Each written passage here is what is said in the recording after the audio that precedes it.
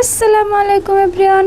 আজ আমি আপনাদের সঙ্গে শেয়ার করতে চলেছি এমন একটি মজাদার মুচমুচে আর সহজ একটি নাস্তার রেসিপি, যার নাম মেথি পকোড়া। এটি কিন্তু খুবই স্বাদিষ্ট অ্যান্ড খুবই ক্রিস্পি একটা রেসিপি।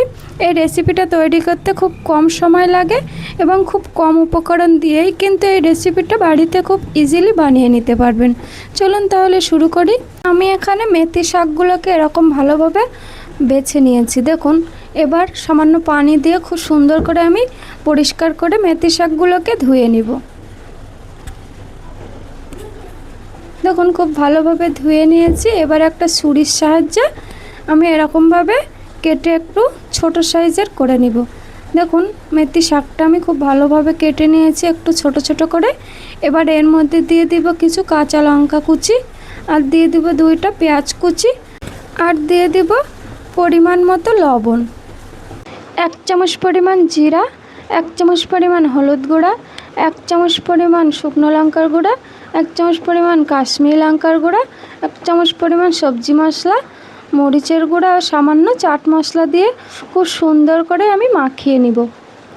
দেখুন, মশলাগুলো পেঁয়াজ ও মেথি ভাজির মধ্যে খুব ভালোভাবে আমার মাখিয়ে নিতে হবে। দেখুন, খুব ভালোভাবে মাখিয়ে নিয়েছি। এবার আমি এর মধ্যে 1 বাটি পরিমাণ বেসন অ্যাড করে দিব। বেসনটা দিয়ে একটা পারফেক্ট ব্যাটার তৈরি করে নিব। খুব সুন্দর করে আমি মাখিয়ে সামান্য পানি অ্যাড করে এর মধ্যে একটা পারফেক্ট ব্যাটার তৈরি করে নিব। দেখুন, আমার ব্যাটারটা একদম রেডি হয়ে গেছে।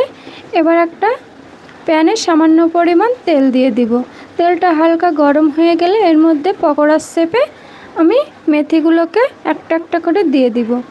দেখুন, দিয়ে উল্টে পাল্টে খুব ভালোভাবে আমি মেথি ভাজিগুলো একদম গোল্ডেন করে ফ্রাই করে নেব। খুব সুন্দর করে কিন্তু আমি উল্টে পাল্টে ফ্রাই করতে থাকবো যতক্ষণ না কালারটা আমার একদম পারফেক্ট গোল্ডেন না হচ্ছে। মেথি ভাজিটা একদম রেডি হয়ে গেছে। এবার আমি উঠিয়ে নিব।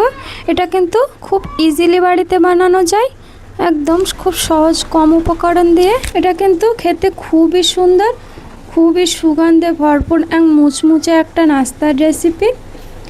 পেঁয়াজের ভাজিয়া তো আপনারা সবাই খেয়েছেন, কিন্তু আমার মতো করে একবার মেথি পকোড়া আপনারা অবশ্যই বাড়িতে ট্রাই করবেন। এটি খুব অসাধারণ একটা রেসিপি। তো বন্ধুরা, এইভাবে খুব সহজে তৈরি হয়ে গেল আমাদের আজকের সুস্বাদু ও মুচমুচে মেথি পকোড়া। আশা করি রেসিপিটা আপনাদের অনেক ভালো লেগেছে এবং অবশ্যই আপনারা একবার হলেও বাড়িতে তৈরি করে দেখবেন। ভিডিওটি যদি ভালো লেগে থাকে তাহলে অবশ্যই লাইক দিয়ে আমাকে উৎসাহিত করুন। আপনার মূল্যবান মতামত কমেন্টে জানান। আর এমন আরও নতুন নতুন সহজ ও স্বাস্থ্যকর সুস্বাদু রেসিপি পেতে আমার চ্যানেলটি সাবস্ক্রাইব করে রাখুন। আজকের মতো এখানে বিদায় নিচ্ছি। সবাই ভালো থাকুন, সুস্থ থাকুন। আবারও দেখা হবে নতুন কোনো রেসিপির সঙ্গে। আল্লাহ হাফিজ।